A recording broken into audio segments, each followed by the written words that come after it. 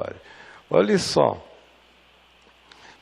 todos nós, de algum modo, fomos ensinados que para ser de Deus é preciso se conformar e aprender a não gostar de tudo que é gostoso. Porque senão Deus não gosta da gente e é um sinal de que a gente não gosta de Deus. Foi que, em linhas gerais, nos ensinaram em quase todos os lugares que a gente foi. Deus é isso. Por exemplo, o texto aqui da primeira epístola de João, capítulo 2, verso 15 em diante, pelo menos aos meus sentidos infantis e em relação à introjeção que eu mesmo fiz dessa leitura, veio a ser algo extremamente negativo, porque tudo quando se dizia para explicar o que se tinha lido, era desse tipo, algo que se vinculava a uma espécie de ciúme de Deus da gente, uns ciúmes caprichosos, umas passionalidades divinas. Uma espécie de Deus que não obedecia nada do que ele mandava a gente fazer. Porque ele dizia para a gente, por exemplo, não arder em ciúme, não ser possessivo, não ser caprichoso, mas ele mesmo é assim. Então, quando eu pensava ou sentia esse texto da primeira epístola de João, capítulo 2, do verso 15 em diante, eu sentia com negatividade. Não ameis o mundo, nem as coisas que há no mundo. É uma colocação diante de um impasse. É para você existir em estado de negação. Não ameis o mundo. Se alguém amar o mundo, o amor do Pai não está nele. O cara anda sem Deus na existência. Se ele gostar de estar vivo. Pelo menos era assim que eu internalizava. E é assim que a maioria internaliza aqui. Porque tudo o que há no mundo, a saber, a concupiscência da carne, a concupiscência dos olhos e a soberba da vida não procede do Pai, mas procede do mundo. Ora, o mundo passa bem assim a sua concupiscência. Aquele, porém, que faz a vontade de Deus permanece eternamente. Aí dizia, puxa vida, se eu tiver afim de Deus na minha vida, eu vou ter que não gostar de praticamente tudo que eu gosto, porque eu gostava do mundo. Eu achava o mundo maravilhoso. Especialmente quando eu era mais novo, mais iludido. Eu achava tudo muito lindo, mas existem aquelas coisas que eu amei, amo e amarei para sempre no mundo. Mas era uma experiência culposa. Amar o mundo se tornou neurótico. Para mim, durante muito tempo, fonte de angústia, de traição, de infidelidade, de superficialidade em relação aos significados mais profundos da vida em Deus. Era assim que, inapelavelmente, eu me sentia. E quanto mais alegre em relação à existência eu me tornasse, mais esmagadamente culpado eu me sentia.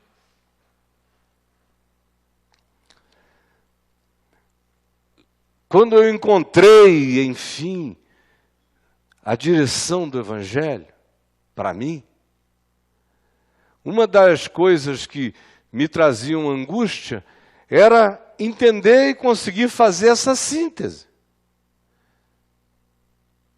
Porque, inegavelmente, eu apreciava muita coisa que da minha mente se designava como sendo mundo. Foi bem devagar, embora não tenha demorado tanto tempo, mas foi um processo. Um processo de uma importância absolutamente essencial para o meu olhar do mundo, para a minha desneurotização gradativa em relação a tantas coisas, para fazer um caminho de afastamento dos olhares e interpretações paranoicas, cada vez mais. Foi absolutamente uma das coisas mais significativas que aos meus sentidos e percepções chegaram em relação a plantar saúde no meu sentir, no meu entender, no meu interpretar, na minha pacificação no mundo. O que foi isso? Foi ter aprendido que quando o Evangelho fala de mundo, ele não está falando sempre da mesma coisa. Frequentemente ele está falando de realidades diferentes. Você ouve ler aqui nesse texto se dizendo, não ameis o mundo. Ao mesmo tempo, o que está marcado, lavrado, nas memórias mais simples, ternas, afetuosas do nosso coração como cristãos, tem a ver com uma declaração oposta a essa. Não ameis o mundo, porque Deus amou ao mundo de tal maneira que deu seu Filho unigênito, para que todo aquele que não pereça, aquele que nele crê não pereça, mas tenha vida eterna. Mas vós não ameis o mundo, mas Deus amou o mundo. Se como Deus ama o mundo e eu tenho que odiar? Ou as falas de Paulo, várias delas sobre o mundo, carregadas de positividade, como tudo é vosso, seja a vida, seja a morte, seja o mundo, as coisas presentes, sejam as coisas por vir, tudo é vosso, vós de Cristo, Cristo de Deus, ou todas as coisas existem por amor de vós. Dentre essas coisas, ele inclui o mundo, o cosmos. Na realidade, para nós é uma única palavra, na nossa leitura, na tradução que chega aos nossos sentidos e que embola as nossas compreensões, mas de fato se está falando de 3 significações completamente diferentes. Há 2 mundos que eu preciso amar, senão o amor do Pai não está em mim. E há um mundo que eu tenho que aborrecer. Do contrário, o amor do Pai não está em mim. Eu preciso amar o mundo cosmos, o mundo universo, o mundo planeta, o mundo espaço-tempo, o mundo existências mensuráveis, detectáveis, o mundo container físico.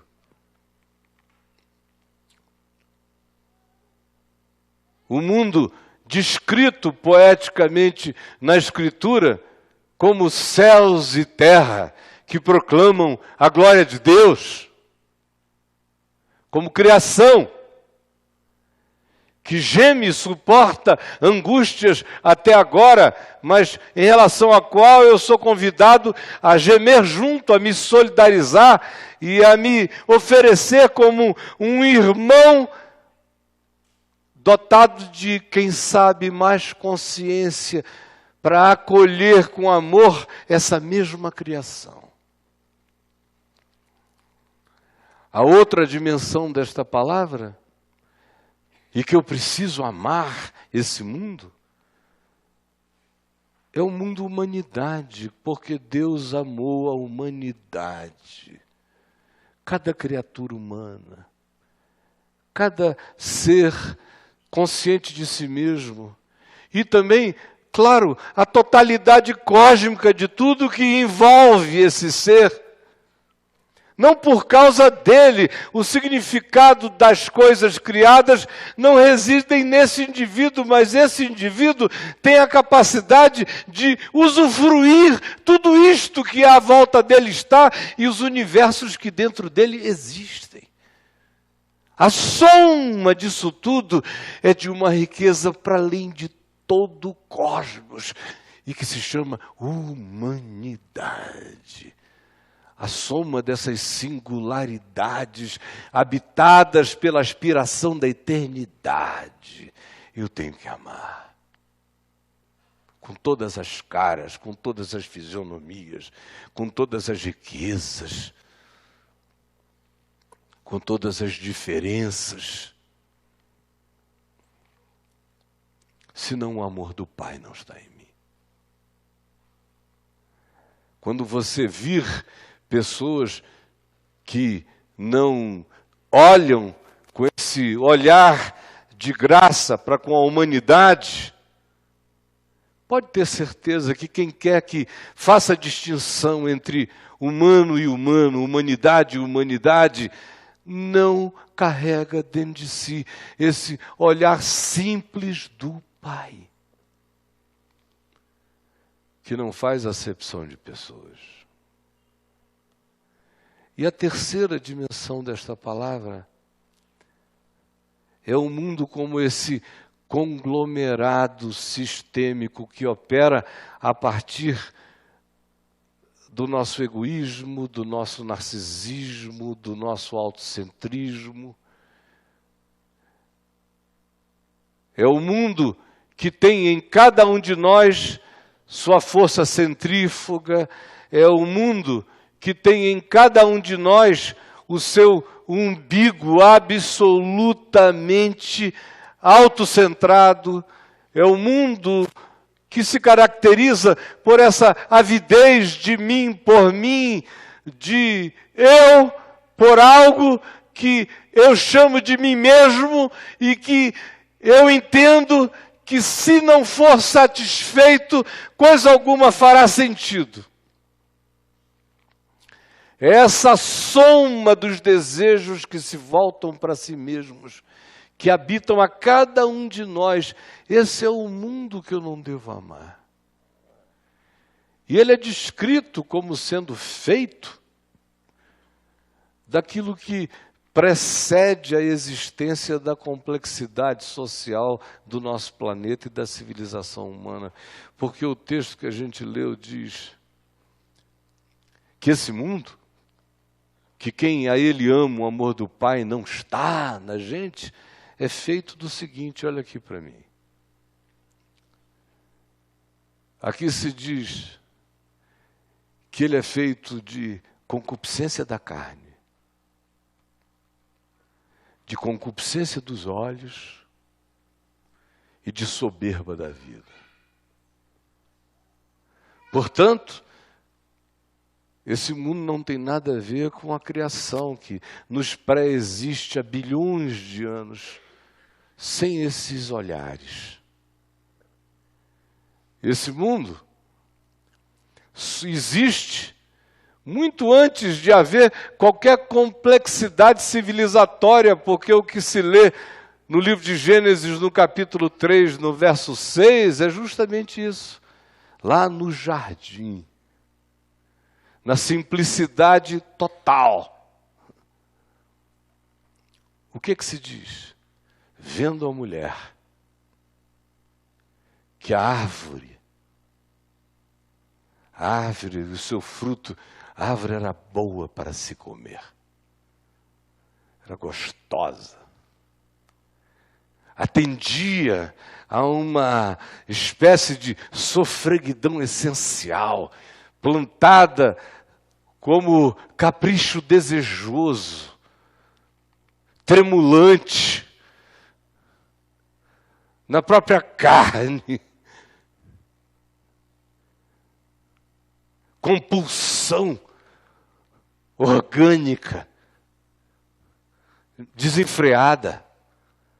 E não era fome, muito menos a fome animal, que uma vez saciada para.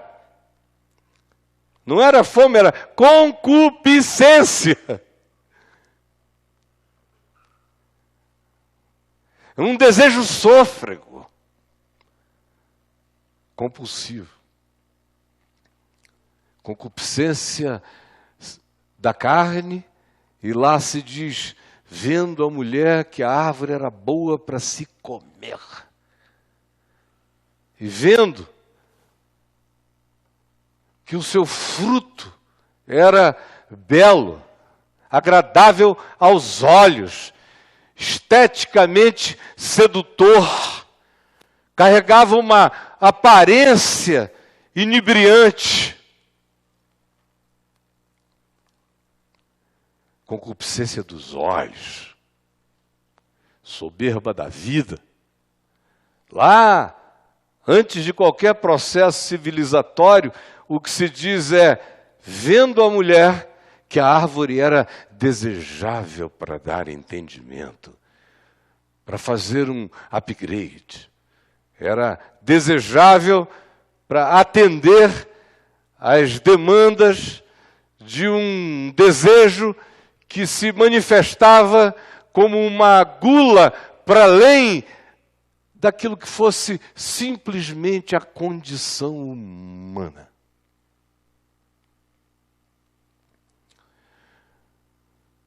Concupiscência da vida, soberba da existência. Essa vontade de ir para além do que seja humano, e esse desejo intrínseco de não ter absolutamente nada para além de nós do que nós mesmos. Isso é o mundo. Não tem que ter nenhuma pirâmide construída, não tem que ter nenhum processo civilizatório plantado. Isso habita o meu olhar. O teu olhar. Agora, olhe para o seu olhar e para você mesmo. E veja como está tudo invertido, como ensinaram tudo o contrário para nós, e nós ficamos completamente desalinhados e nos rachamos por inteiro. Nós fomos ensinados a não amarmos a criação, o cosmos. A maior prova disso é que a natureza nos atrapalha até a orar, não é? Quando a gente ora, mesmo que seja em cima de uma montanha, ou num bosque lindo, à beira de um rio, a gente fecha os olhos a si mesmo. Porque ela distrai. A natureza parece que nos seduz para longe de Deus, é o que nos ensinaram. Gostar dela é mera superficialidade. Cuidar dela tem a ver com uma poesia distrativa em relação ao que a Deus interessa, que eu feche o meu olho num canto escuro e passe o máximo de tempo consagrado ao cinza.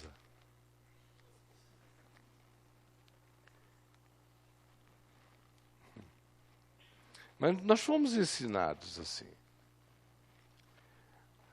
No ambiente da cristandade, tem uma quantidade enorme de pessoas que acham que o Greenpeace é uma entidade de Satanás.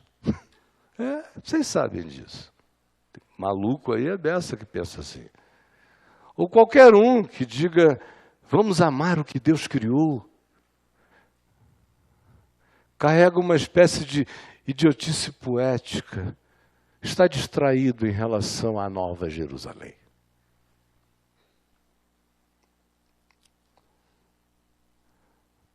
Assim como nós somos estimulados na nossa espiritualidade a amarmos orgulhosamente coisas muito utópicas e pequenas. Eu me lembro do tempo em que quase todos os lugares de culto, era uma herança americana no Brasil, especialmente nas igrejas batistas, tinham que ter uma bandeira do Brasil atrás de quem pregava. Eu me lembro de igrejas, quando eu era pequeno, que iniciavam o culto com um hino nacional. Está pensando que eu estou de brincadeira? Eu não estou, não. Porque a capacidade de se orgulhar com o país até que nos era ensinada de maneira absolutamente torta e preconceituosa e feia. Orgulhosamente oca e dessignificada. Mas amar a humanidade indiscriminadamente tinha a ver com uma certa expressão de humanismo a ser repreendida em nós.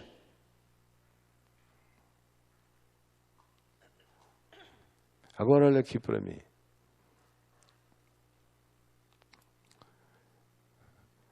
Por outro lado, de maneira extremamente sutil, a gente não era estimulado a cuidar daquilo que realmente caracterizava e caracteriza o amor perverso ao mundo no nosso coração. E que não tem a ver com absolutamente nada do lado de fora da gente. Esse mundo que eu não devo amar, do contrário, o amor do Pai não está em mim, apenas habita em mim. E é feito disso. O que você privilegia? O fluxo da vida ou o capricho da posse? É meu. Eu vou comer.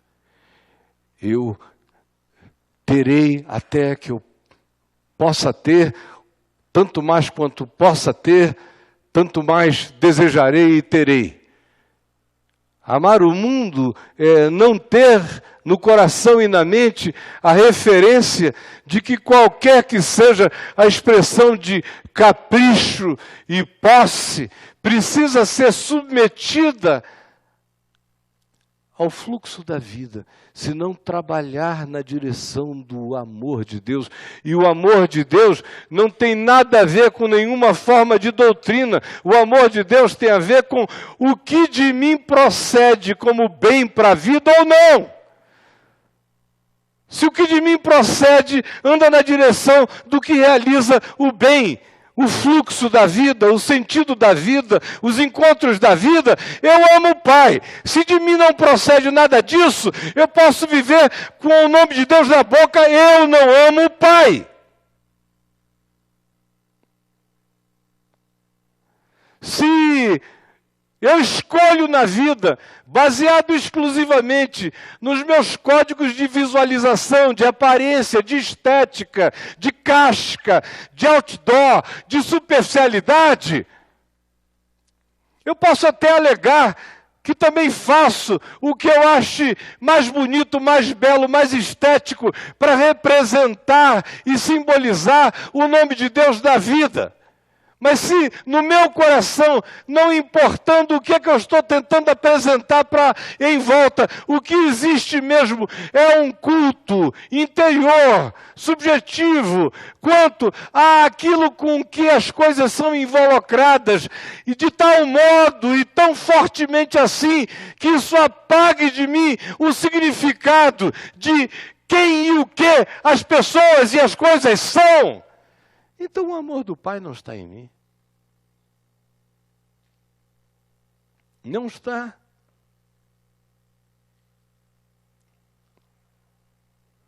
E a soberba da vida, que é essa vontade de imortalidade, é interessante, porque no Evangelho você, crendo, tem vida eterna, mas não imortalidade. Para você ter vida eterna, você tem que morrer. Imortalidade é uma compulsão numa outra direção. A fuga da morte, e é uma vida sem a qualidade da vida eterna. A vida eterna habita a cessação do corpo. É uma qualificação de vida, de existência. Isso é vida eterna, é a qualidade da vida, é a qualidade do amor de Deus em mim. É só amor que me faz transcender a morte física. Quem ama, transcende. Quem não ama, quando morre, morre.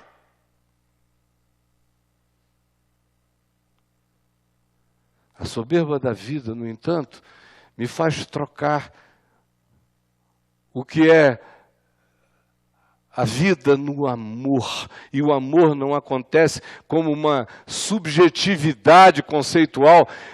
Ele só pode se manifestar e só é amor por Deus e pela vida quando eu manifesto isso na minha relação com o meu próximo.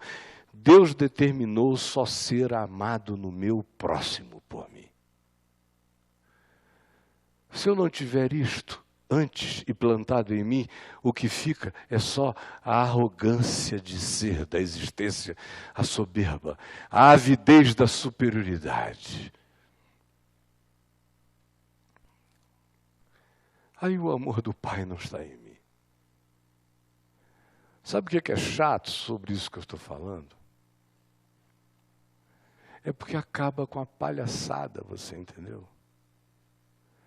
Não dá mais chance para a gente ficar se enganando, brincando de Deus para cima, de Deus como abstração, de Deus como conceito, de Deus como doutrina, de Deus como pensamento. No Evangelho, Deus só é Deus em mim se for assim.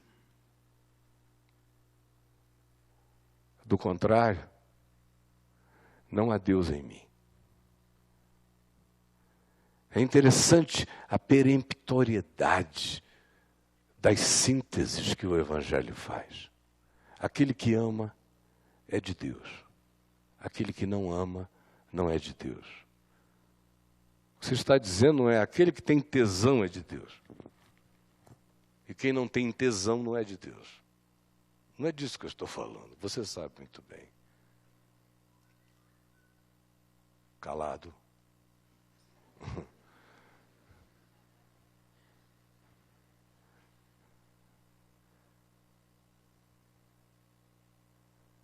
Você sabe muito bem do que você está falando.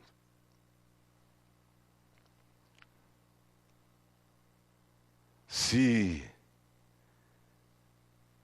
eu amo, eu pratico a justiça. Se eu amo, eu ando na luz como Ele está na luz. Se eu amo, eu tenho prazer na verdade, no meu íntimo. Se eu amo, eu não me alegro com injustiças. Meu grande regozijo na vida tem a ver com as vitórias da verdade. Se eu amo, eu sou de Deus. Aqui ou em qualquer lugar da terra. E quem quer que ame é de Deus, conhece a Deus e procede de Deus, mesmo que não saiba nada teoricamente do que a gente teoriza sobre Deus. E quem não ama pode dar aula de teologia, mas não conhece a Deus.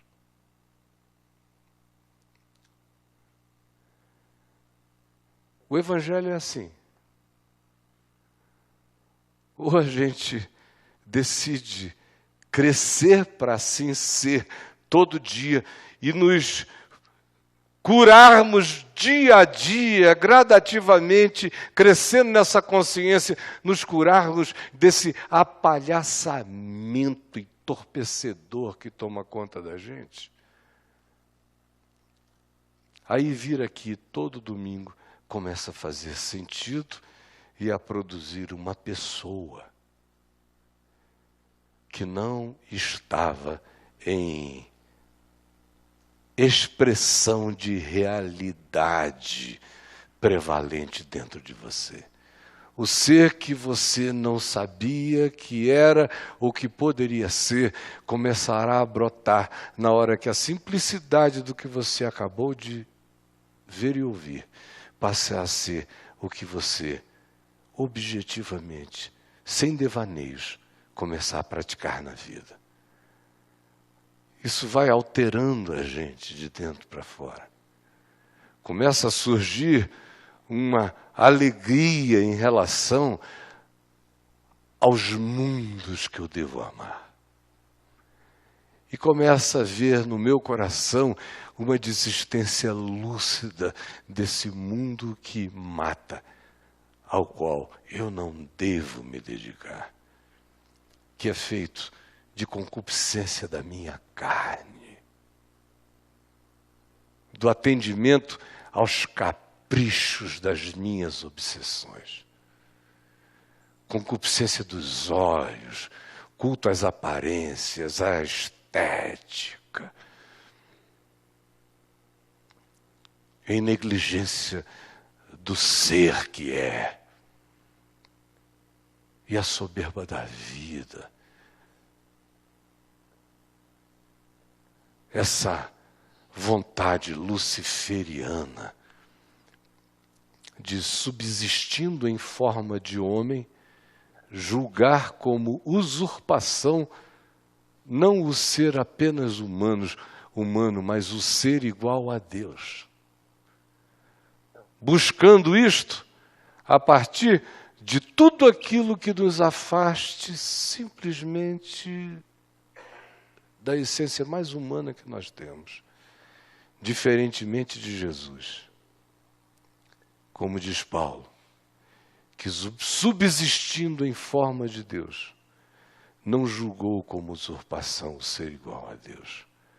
Antes a si mesmo se humilhou, fazendo-se em semelhança de homem, reconhecido como uma figura humana, foi obediente até a morte, e morte de cruz, pelo que também Deus o exaltou e lhe deu o nome que está acima de todo nome, para que ao nome de Jesus se dobre todo o joelho no céu, na terra e debaixo da terra, e toda língua confesse que Jesus Cristo é o Senhor, para a glória de Deus o Pai.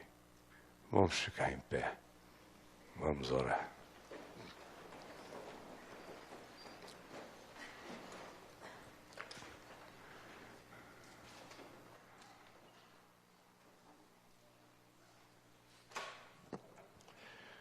Não ameis o mundo, nem as coisas que há no mundo.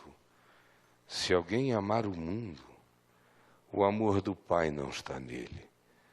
Porque tudo que há no mundo, nesse mundo que não é para amar, a saber, a concupiscência da carne, a concupiscência dos olhos e a soberba da vida, não procede do Pai, mas procede do mundo,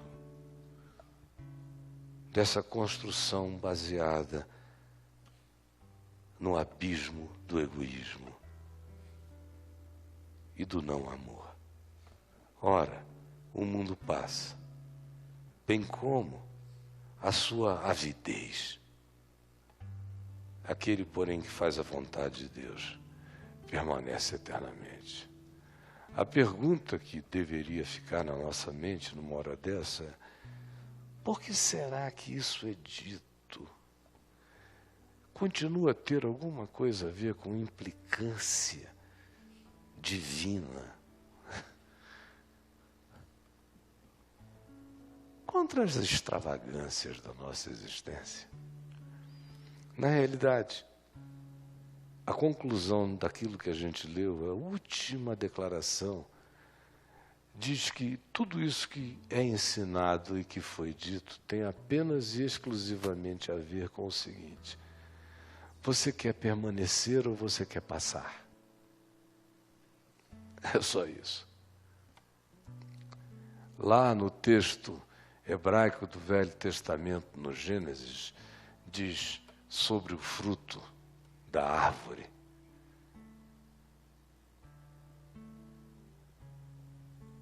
Não coma, porque no dia em que tu dele comeres, morrendo, tu morrerás.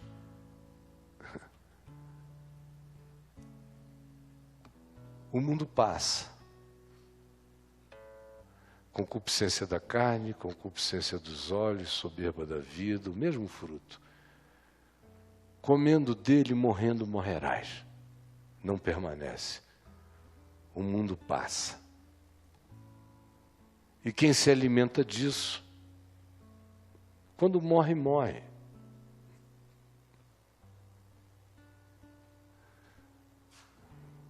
Vida eterna é uma escolha.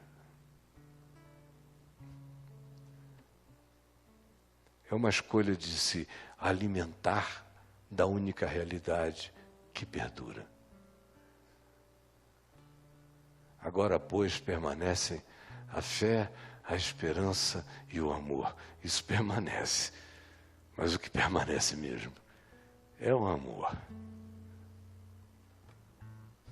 Dê uma olhadinha para quem está ao seu lado, com todo carinho. Não, dá uma olhada mesmo. Esse humano aí, ó, você está tão acostumado a ver humanos, não é? Que já nem os enxerga mais. Olha, um humano. Isso é uma coisa muito doida, ser um humano. É. Imagina só o seguinte: você está de costas, aí vem e aparece um cachorro do seu lado, no alto da montanha. Você vai olhar e dizer: um cachorro. Claro, se você estiver numa montanha inca e aparecer uma lhama, você vai dizer: ah, uma lhama.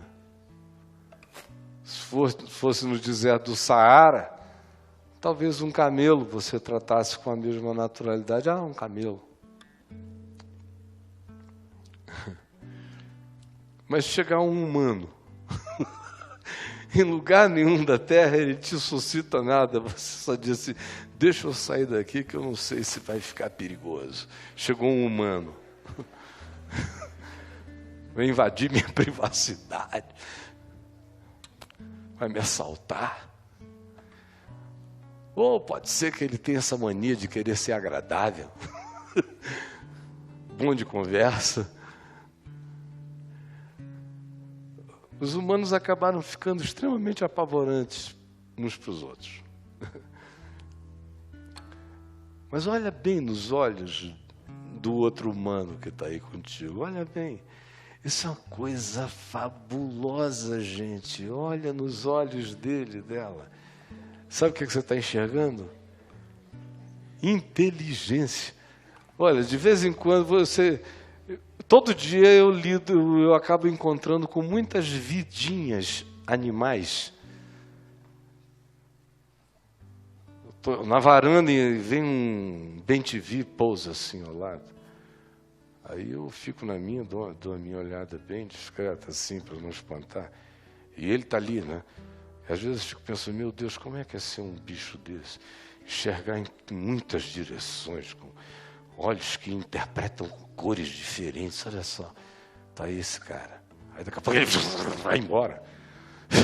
É tudo de um voluntarismo poderoso.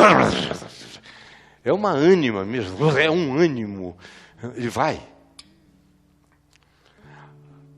Agora, se chegasse um humano, uma figura bípede, chegasse assim, e eu nunca tivesse visto um, ia ser chocante. Porque você olha nos olhos de um humano e você vê inteligência. Você não está me ouvindo, mas está me entendendo? Ela que é surda, ela está me entendendo? Olha só, olha os olhos dela. Espera ela olhar aqui para mim. Olha que coisa mais linda. Ó, tem luz nos teus olhos, nos teus, nos nossos olhos. Uma das coisas mais chocantes, que eu não sei se alguém aqui já teve essa experiência, eu tive algumas vezes na vida, é olhar para um ser humano que ficou totalmente vazio de amor e você só encontra aquele abismo penetrante no olhar. Talvez umas 15 vezes na vida eu tenha encontrado olhos assim, é muito raro. Quando você olha e tudo sumiu, parece que só tem treva densa te encarando. Mas do contrário, olha a lindeza, a inteligência, a luz, o espírito, a compreensão, a vivacidade. Olha que coisa divina, sublime. Esse mundo você tem que amar. Eu tenho que amar. Porque Deus amou e ama de tal maneira que Deus dará sempre graça sobre graça. São as intervenções do Novo Testamento, essas adversativas maravilhosas, mortos em delitos, pecados, isto, aquilo, mas Deus, sendo rico em misericórdia, por causa do grande amor com que nos amou, nos ressuscitou juntamente com Cristo. Tudo isso que foi dito tem a ver com permanecer ou não permanecer. Não são só coisas que permanecem e não permanecem. Coisas nenhuma permanece. Só permanece aquilo que não se coisifica, aquilo que existe como não palpabilidade, como consciência, como fruto do amor. E só permanecem aqueles que assim creem e assim se entregam. O convite da vida eterna é esse. Ame e a vida será eterna. Não ame e não haverá vida na sua existência e você morrendo morrerá.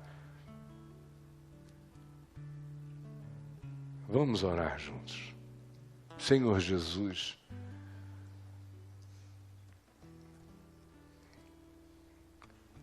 eu não vim aqui falar essas coisas tão básicas, mas Tu sabes por que eu as quis dizer e eu te peço que elas tenham caído no coração simples daqueles que chegaram com boa vontade de acolhimento da palavra simples do Evangelho e que no coração de cada um haja um engravidamento da manifestação do Teu amor em nós, brotando de nós como aquilo que cresce da gente em favor do outro, da vida, do bem, da paz, daquilo que nos faz viver como filhos de Deus. Por favor, planta isso em mim e faze-me ambicionar essas realidades que não passam, que duram para sempre. É o que eu te peço, em nome de Jesus. Amém e amém.